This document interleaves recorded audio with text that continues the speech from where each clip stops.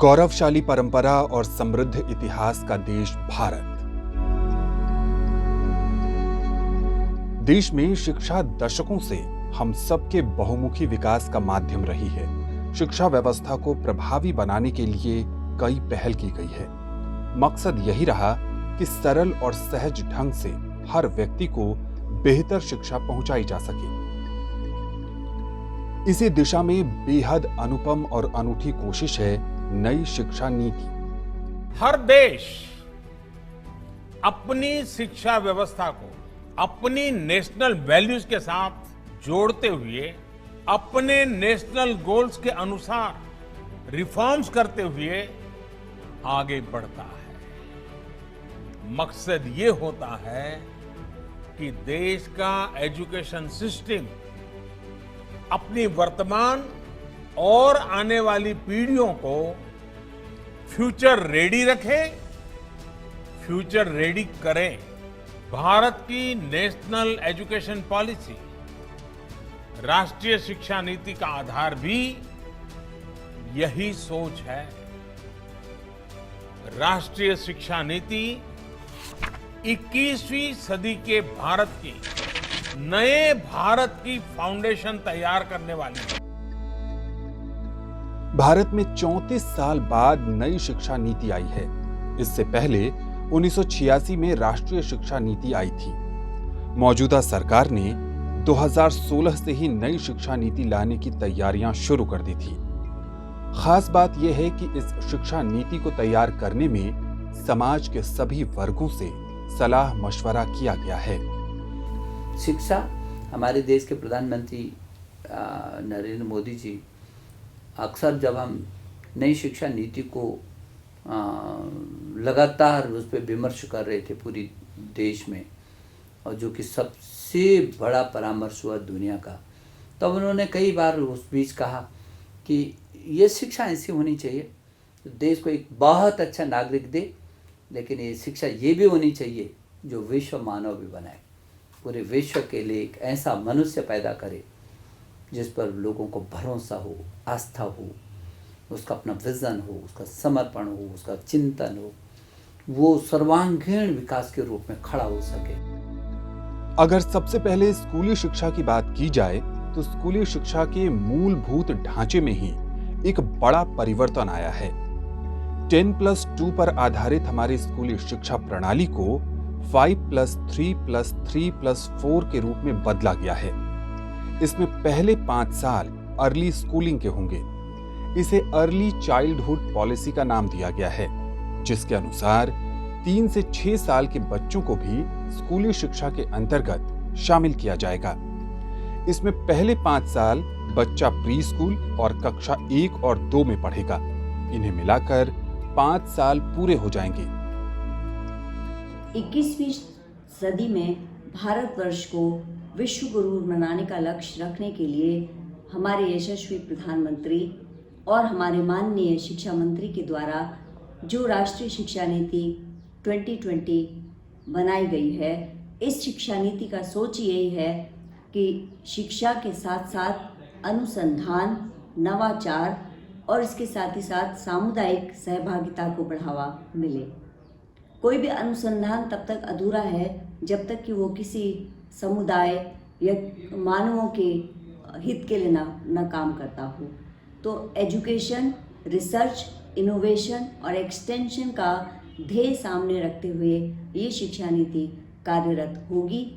This policy has various path-breaking reforms as a part of it. I mean, if you look at the primary education, the reforms that have been envisioned in this policy are truly dramatic. The hope is to move students from the present exam-oriented rote learning to a more conceptual learning where students will develop the ability to analyze by themselves. हम उन लोगों को शिक्षा के अवसर उपलब्ध कराएंगे जो अभी बहुत कठिन परिस्थितियों में शिक्षा प्राप्त कर रहे हैं। यह एक बहुत बड़ा संकल्प है और हम सब मिलकर के इस महायज्ञ में अपना योगदान देना चाहते हैं। हमारे पास गुणवत्ता है, हमारे पास दक्षता है, हमारे पास योग्य शिक्षक हैं, हमारे पास शिक्षा, दक्षता और मूल्यों को किस प्रकार से एक किया जाए, इस हेतु कैपेसिटी बिल्डिंग की क्षमता भी है। तो सबसे पहले इसने जो आरंभिक स्कूल की शिक्षा है उस पे बहुत जोर दिया गया है। कहते हैं कि कोई भी ढांचा केवल एक मजबूत नींव पे ही टिका रह सकता है। तो हमारी शिक्षा नीति की सबसे बड़ी जो कमी थी कि वो बहुत आरंभिक शिक्षा बोले या जिसको प्री प्राइमरी शिक्षा बोलते हैं, आरंभ के 3, 4, 5 सालों में वह शिक्षा नहीं दी जा सकती थी जिसके आधार पे व्यक्ति का पूरा व्यक्तित्व निर्माण हो सके और आगे की शिक्षा उसकी सुचारू रूप से चल सके। It is also been covered in such a way that Indian ethos has been also described and in such a way that our children should remember the Indian culture and heritage. And the system of education which they are going to learn here, Indian culture is being taught to the children and they will become the true citizens of our country. And the children having this kind of education system in India, they can transform India as a vibrant knowledge hub in the world. इसके बाद 8 साल से 11 साल की उम्र में आगे की 3 कक्षाओं, कक्षा 3, 4 और 5 की पढ़ाई होगी। इसके बाद 11 से 14 साल की उम्र में कक्षा 6, 7 और 8 की पढ़ाई होगी। इसके बाद 14 से 18 साल की उम्र में छात्र 9वीं से 12वीं तक की पढ़ाई कर सकेंगे। ये 9वीं से 12वीं तक की पढ़ाई बोर्ड आधारित होगी, लेकिन नई शिक्षा नीति में इसे खासा सरल बनाया गया है। बोर्ड परीक्षा को 2 भागों में करवाने का प्रस्ताव है, जिसके तहत साल में 2 हिस्सों में बोर्ड की परीक्षा ली जा सकती है। इसमें बच्चों पर परीक्षा का बोझ कम होगा और वो रट्टा मारने की बजाय सीखने और आकलन पर जोर देंगे। The education that the country needs today is that which is man-making education, which is what Swami Vivekananda said. Baba said, the end of education is character. चरित्र निर्माण के लिए शिक्षा ज़रूरी है। इसलिए जहाँ एक तरफ हम उन्हें पाठ्यक्रम से संबंधित शिक्षा प्रदान करते हैं, वहीं दूसरी ओर उन्हें अच्छे मानव बनाने में, अच्छे नागरिक बनाने में, केवल भारतीय नागरिक ही नहीं, वैश्विक नागरिक बनाने में भी हमें उनको सहयोग देना पड़ेगा। और इस बात का उल्लेख इस नीति के अंदर हुआ है, जो बहुत ही मुझे एक तरह से आश्वासन देता है कि हम भी सही राह पर चल रहे हैं। और आज पूरा देश, आज शिक्षा जो मंत्री हैं और उनके सारे जो सदस्य हैं, वो भी इसी दिशा में सोच रहे हैं। जानकर हमें बहुत खुशी हुई है, हम बहुत आश्वासित हुए हैं। The new school education reform will be doing away with rut learning, and what will come into will be activity-based learning, experimental thinking, multidisciplinary thinking, computational and experiment-based learning will be coming in the new education policy. गुणवत्तापरक शिक्षा, गुणवत्तापरक शोध, गुणवत्तापरक सोच, अर्थात हर दृष्टि से सकारात्मक होना, निर्माण परक होना और कल्याण परक होना इस शिक्षा नीति का ध्येय है। I'm delighted that this national education policy has been passed. It's rare to find a policy that has support from across the political spectrum. Honorable Minister Nishank ji and his team have managed this miracle, and the even more important task comes up now, which is the implementation of this visionary policy. And I wish all congratulations and the blessings of the Almighty to the Education Ministry, so that this policy rolls out well and is implemented well, so that all of Mother India can benefit. शिक्षा के अधिकार यानी RTE का दायरा बढ़ गया है। ये पहले 6 से 14 साल के बच्चों के लिए था, जो अब बढ़कर 3 से 18 साल के बच्चों के लिए हो गया है और उनके लिए प्राथमिक, माध्यमिक और उत्तर माध्यमिक शिक्षा अनिवार्य हो गई है। सरकार ने इसके साथ ही स्कूली शिक्षा में 2030 तक नामांकन अनुपात यानी ग्रॉस एनरोलमेंट रेशियो GER को 100% और उच्च शिक्षा में इसे 50% तक करने का लक्ष्य रखा है।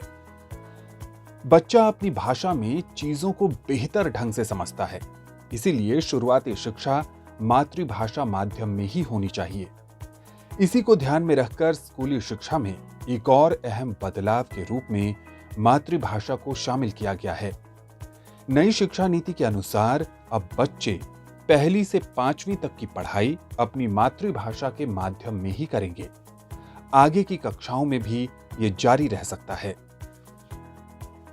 नई शिक्षा नीति में इस बात पर भी जोर है कि जो भी बच्चा 12वीं तक की प्रथम चरण की शिक्षा पूरी कर लेता है, उसके पास कम से कम एक स्किल जरूर हो, ताकि जरूरत पड़ने पर वो इससे रोजगार कर सके। इसके लिए 6ठी कक्षा से ही बच्चों को वोकेशनल कोर्स पढ़ाए जाएंगे, जिसमें बच्चा कोई न कोई स्किल सीख पाए। बच्चों की इंटर्नशिप भी होगी। इसके अलावा 6ठी क्लास से ही बच्चों को प्रोजेक्ट बेस्ड लर्निंग होगी। उन्हें कोडिंग भी सिखाई जाएगी। इसी को ध्यान में रखकर बुनियादी साक्षरता और संख्यात्मक ज्ञान पर एक राष्ट्रीय मिशन की स्थापना की भी योजना है। पढ़ाई के साथ साथ छात्रों के सर्वांगीण विकास पर भी ध्यान दिया गया है। एक शिक्षा नीति में जो भाव दिया गया है, जो स्थान दिया गया है, वो इस रूप में भी है कि जहां उद्योगों की बात होती है, वहीं उत्पादन की बात भी होती है। जहां आर्थिकी की बात है, आज उसी तरह पारिस्थितिकी की बात भी होती है। यहाँ प्रबंधन पर भी अगर है तो उत्पादन का भी एक बड़ा सवाल है। इन सब को जोड़ करके एक शिक्षा नीति जो आज की तारीख में बनी है, ये कहीं व्यक्तित्व को भी निभाती है, ये व्यक्तित्व बनाती है। और ये जो कि आज सबसे बड़ी आवश्यकता है कि रुचि वाली अपनी शिक्षा, मैं क्या बनना चाहता हूँ, मुझे ये अवसर मेरी मैकाले वाली शिक्षा नीति में नहीं था। पहली बार, जैसा माननीय प्रधानमंत्री जी बार बार कहते हैं कि हमारे देश में फिलॉसफी ऑफ एजुकेशन बहुत मायने रखता है, हमारे देश में पर्पज ऑफ एजुकेशन बहुत मायने रखता है। शिक्षा का दर्शन है सा विद्या या विमुक्तये, संकीर्णताओं से मुक्त हो जाना, अभाव से मुक्त हो जाना, अज्ञानता से मुक्त हो जाना। यह शिक्षा का दर्शन है जो इस शिक्षा नीति में झलकता है। पहली बार ऐसा प्रतीत हो रहा है कि शिक्षा में आमूलचूल परिवर्तन लाने का प्रयास किया गया है। पिछले कुछ दशकों में हमारी शिक्षा प्रणाली एक ढर्रे में पड़ गई थी। एक पाठ्यक्रम है, उसको पूरा करना है, फिर परीक्षा उत्तीर्ण करनी है, अगली कक्षा में जाना है, उसके आधार पे कुछ रोजगार प्राप्त करना है हमको। परंतु उस सारी शिक्षा प्रणाली का प्रयोजन क्या है? इसमें आमूलचूल व्यक्ति के चरित्र का निर्माण, उसमें मूल्यों का संवर्धन को ध्यान में रखते हुए जो एक नई दृष्टि राष्ट्र के समग्र दी गई है, वो बहुत बहुत स्वागत योग्य है।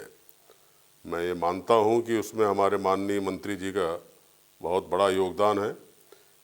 बच्चों के रिपोर्ट कार्ड में मूल्यांकन सिर्फ टीचर ही नहीं लिख पाएंगे। एक कॉलम में बच्चा खुद मूल्यांकन करेगा और एक में उसके सहपाठी मूल्यांकन करेंगे। छात्रों की प्रगति के मूल्यांकन के लिए एक नए राष्ट्रीय आकलन केंद्र परख की स्थापना भी होगी। छात्रों की प्रगति के मूल्यांकन और छात्रों को अपने भविष्य से जुड़े निर्णय लेने में सहायता प्रदान करने के लिए आर्टिफिशियल इंटेलिजेंस बेस्ड सॉफ्टवेयर का इस्तेमाल करने की भी योजना है। इस शिक्षा नीति में हायर एजुकेशन को भी लचीला बनाने की कोशिश की गई है, जिसकी खासियत मल्टीपल एंट्री एग्जिट सिस्टम है। अगर कोई छात्र ग्रेजुएशन में सिर्फ 1 साल का ही कोर्स पूरा करता है तो उसे इसके लिए सर्टिफिकेट दिया जाएगा। वहीं 2 साल पूरा करने वालों को डिप्लोमा और 3 साल पूरा करने वालों को ग्रेजुएशन की डिग्री दी जाएगी। इससे साल खराब नहीं होगा।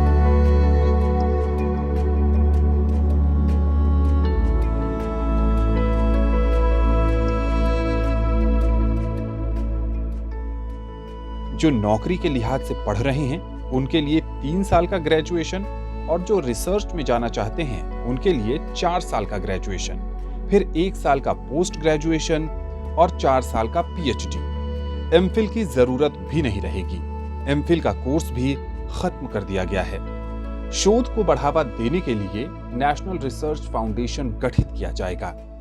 नेशनल एजुकेशन पॉलिसी 2020 का निर्माण और देश के विश्वविद्यालयों को विश्व स्तरीय बनाने के उनका प्रयास को भी प्रतिष्ठा मिली है। नेशनल एजुकेशन पॉलिसी 2020 अपने आप में एक अच्छी रचना और पॉलिसी डॉक्यूमेंट है। इस पॉलिसी ने पूरा विश्व के यूनिवर्सिटीज और स्कॉलर्स का ध्यान भारत के यूनिवर्सिटीज और उच्च शिक्षा के तरफ आकर्षित किया है। It was clearly stated that there is a need for improving the quality of regulatory system in our country, and there should be a transparency in regulatory system, and also to transform into different setup of regulatory system is been proposed in NVP 2020. Enhancing the enrollment in schools to 100% by 2030 and gross enrollment ratio in higher education to 50% by 2035. And another important thing is the improving the creative and critical thinking skills with a problem solving orientation beneficial to the socio-cultural and economic development of the nation, and creating a vibrant youth power rich in moral values, ethics, liberal in thinking and intellectually strong. एक और रोचक पहलू ये है कि multi disciplinary education को बढ़ावा देने की कोशिश की गई है। कोई भी मनचाहे सब्जेक्ट चुन सकता है, यानी अगर कोई फिजिक्स में ग्रेजुएशन कर रहा है और उसकी म्यूजिक में रुचि है तो म्यूजिक भी साथ में पढ़ सकता है। आर्ट्स और साइंस वाला मामला अलग अलग नहीं रखा जाएगा। इसमें कोई एक स्ट्रीम मेजर और दूसरा माइनर होगा।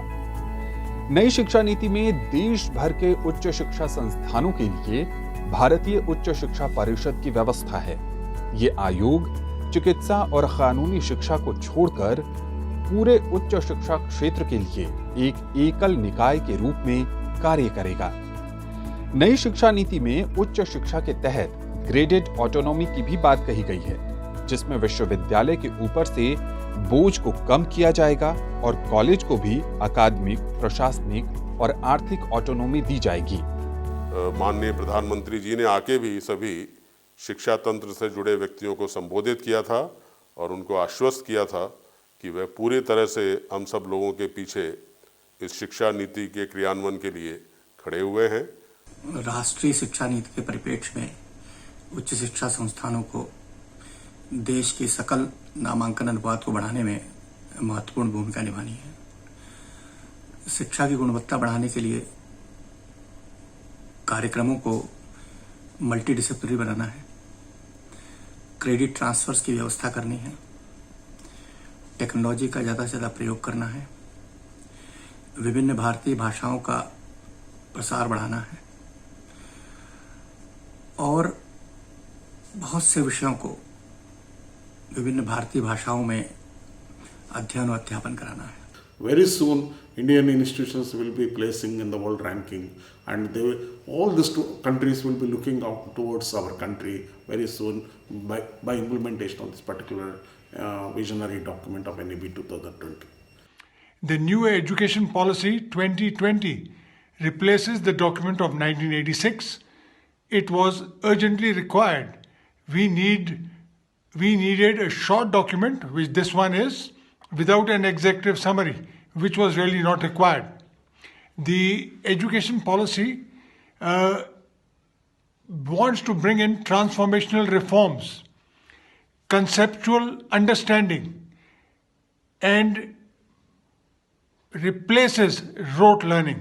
Rote learning was the bane of Indian education.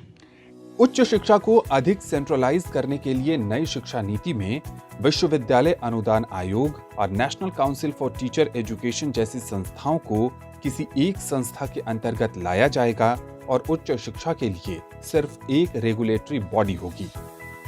उच्च शिक्षा में एकरूपता को बढ़ावा देने के लिए केंद्र, राज्य और डीम्ड विश्वविद्यालयों को एक ही पैरामीटर के आधार पर देखा जाएगा और पूरे देश में एक प्रवेश परीक्षा आयोजित की जाएगी। नई शिक्षा नीति में रोजगार के अवसर और शिक्षा की गुणवत्ता को बढ़ावा देने के लिए भी कई पहल की गई हैं। इसके तहत शिक्षा मित्र, एडहॉक, गेस्ट टीचर जैसे पद धीरे धीरे समाप्त किए जाएंगे और बेहतर चयन प्रक्रिया का गठन कर स्कूली और उच्च शिक्षा दोनों में नियमित और स्थायी अध्यापकों की नियुक्ति की जाएगी। इस नई नीति में दिव्यांग बच्चों के लिए प्रशिक्षण, संसाधन केंद्र, आवास, सहायक उपकरण, उपयुक्त प्रौद्योगिकी आधारित उपकरण, प्रारंभिक से लेकर उच्च शिक्षा तक नियमित रूप से स्कूली शिक्षा प्रक्रिया में भागीदारी सुनिश्चित करना जैसी प्रक्रियाओं को बेहतर बनाया जाएगा। Focus on education of children with disability has been emphasized. This is a very important step as they are specially gifted and the society should tap the potential of the specially gifted children. It is heartening to know that several rounds of nationwide deliberations involving all the stakeholders had taken place before the draft Education Policy 2020 was finalized and put in the public domain. It is an undeniable fact that no other report on education has received much attention as NEP 2020. It is one of the most comprehensive, radical and insightful policy document ever written in independent India. Therefore, with the expertise that we have in the field of education, in the field of breakfast and the healthcare for children, we are more than available to join hands with the government and with the like-minded institutions and agencies to make the dream of this policy real. I always say that the government, the institutions and the society must work together. 3S formula, समाज, सरकार और संस्था, ये तीनों मिलकर काम करेंगे तभी हम इस देश में जो समस्या है उसको निर्मूलन कर सकेंगे। भारतीयता का जो ओतप्रोत हो रहा है, इसके लिए मैं बहुत बहुत बधाई देता हूं भारत के सच्चे भारतीयों को और हमारे जो नेतृत्व करता हैं उनको। ऐ मेरे प्यारे देशवासियों, पुनः अपनी संस्कृति की ओर लौटना, भाषा किसी की भी सीखना, लेकिन अपनी जड़ों से विरक्त मत होना, वरना देखिए जिसने अपनी जड़ें खो दी वो कहीं का ना रहा। और कितना भी आप बड़े हो जाएं, अपनी जड़ों से कभी छूटना मत। डिजिटल शिक्षा संसाधनों को विकसित करने के लिए अलग प्रौद्योगिकी इकाई का विकास किया जाएगा जो डिजिटल बुनियादी ढांचे, सामग्री और क्षमता निर्माण के लिए कोऑर्डिनेशन का कार्य करेगी। ई पाठ्यक्रम क्षेत्रीय भाषाओं में विकसित किए जाएंगे, वर्चुअल लैब का विकास होगा और एक राष्ट्रीय शैक्षिक टेक्नोलॉजी फोरम बनाया जाएगा। हम ये मानते हैं कि मौलिक चिंतन सिर्फ अपनी मातृभाषा में ही हो सकता है और जितने भी विकसित देश हैं वहाँ पे भी आरंभ में और स्कूल में सारी पढ़ाई अपनी मातृभाषा में ही होती है। तो राष्ट्रीय नीति में जो एक मातृभाषा पे जोर दिया गया है वो एक बहुत ही स्वागत योग्य कदम है। प्राइमरी स्तर पर भाषा की जटिलता के कारण बहुत सारे विद्यार्थी बीच में पढ़ाई छोड़ देते हैं, इसलिए मातृभाषा पर बहुत बल दिया गया है। मातृभाषा, आंचलिक भाषा, राजभाषा हर प्रदेश की भाषा है।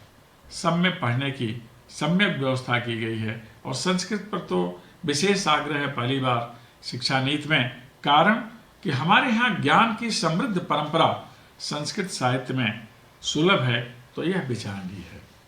समस्त प्रवासी भारतीय लोगों को भारत की भाषा, साहित्य, कला और संस्कृति का प्रतिनिधि होना चाहिए। काफी समय से हमारे प्रवासी Bharatiya Samaj science, technology, engineering, medicine आदि के क्षेत्र में बहुत आगे रहे हैं। अब भाषा और संस्कृति के लिए काम करने की आवश्यकता है। SC, ST, OBC और अन्य विशेष श्रेणियों से जुड़े हुए छात्रों की योग्यता को प्रोत्साहित करने का प्रयास भी होगा।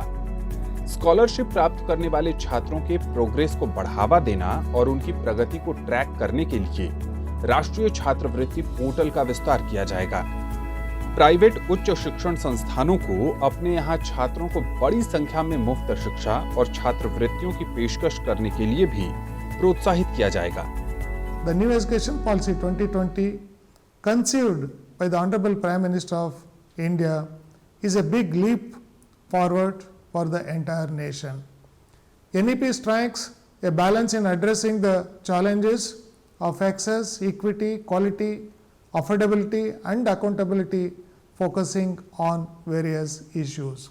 सभी भारतीय भाषाओं के संरक्षण, विकास और उन्हें और जीवंत बनाने के लिए नई शिक्षा नीति में पाली, फारसी और प्राकृत भाषाओं के लिए एक Indian institute of translation and interpretation राष्ट्रीय संस्थान की स्थापना करने, उच्च शिक्षण संस्थानों में संस्कृत और सभी भाषा विभागों को मजबूत करने और ज्यादा से ज्यादा उच्च शिक्षण संस्थानों के कार्यक्रमों में शिक्षा के माध्यम के रूप में मातृभाषा स्थानीय भाषा का उपयोग करने की सिफारिश भी की गई है। इस शिक्षा नीति में मानव मूल्यों पर बहुत ज़्यादा बल दिया गया है कि हमारे यहाँ मानव मूल्य बहुत मायने रखते हैं। सदाशयता, सदाचार, वैज्ञानिक प्रवृत्ति, एक दूसरे का सहयोग करना, एक दूसरे का सम्मान करना, स्वतंत्रता, समानता, न्याय के प्रति आग्रह करना, जो संवैधानिक मूल्य हैं उसके बारे में भी इस शिक्षा नीति में बहुत कुछ कहा गया है। मैं हैरान होता हूँ उस वक्त, ना तो ये विदेशों में जाकर किसी की हार्वर्ड में जाते थे, लेकिन भारत स्वयं इतना समृद्ध और सक्षम था कि भारत अपनी ही नीतियों से, अपनी ही रीतियों से पूरे विश्व को चकित करता था। अब जो बिगड़ा है वो सुधरने का समय आया है। नई शिक्षा नीति ये बहुत ही बड़ा भारत का लूटा हुआ समझिए वर्चस्व वापस आ रहा है। भारत के प्रधानमंत्री जी, भारत के शिक्षा मंत्री जी, भारत के सारे मंत्री जी, भारत के जन जन जी, सबको मैं नमन करते हुए बधाई ये भी देता हूँ। हे मेरे ईश्वर, जो बिगड़ा है अब वो सुधर रहा है। और वो दिन दूर नहीं होगा जब ये बहुत ही सुंदर और बहुत ही सही जो शिक्षा नीति आपने तैयार की है वो इस देश में पूरी तरह लागू की जाएगी और पूरे विश्व के लिए एक नए उदाहरण के रूप में उजागर होगी। कि यही शिक्षा नीति है जो शिक्षा की परिभाषा में खरी उतरती दिखाई देती है, क्योंकि शिक्षा का मतलब जोड़ना होता है, छटकना नहीं होता, दूर जाना नहीं होता। और यह शिक्षा नीति के लिए मैं एक बार फिर डॉक्टर रमेश पोखरियाल निशंक को बहुत बधाई देता हूँ।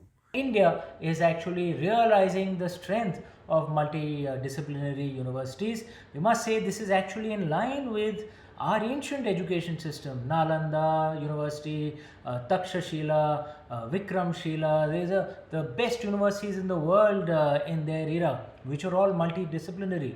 Our ancients, our ancestors always believed that to create a wholesome citizen, both the left brain and the right brain needed to be developed, and I'm delighted that higher education, we are looking in that direction. नई शिक्षा नीति ने संभावनाओं के नए द्वार खोल दिए हैं। उम्मीद है कि इसके सहारे आने वाले समय में भारत शिक्षा के क्षेत्र में दुनिया के टॉप देशों में शामिल हो जाएगा।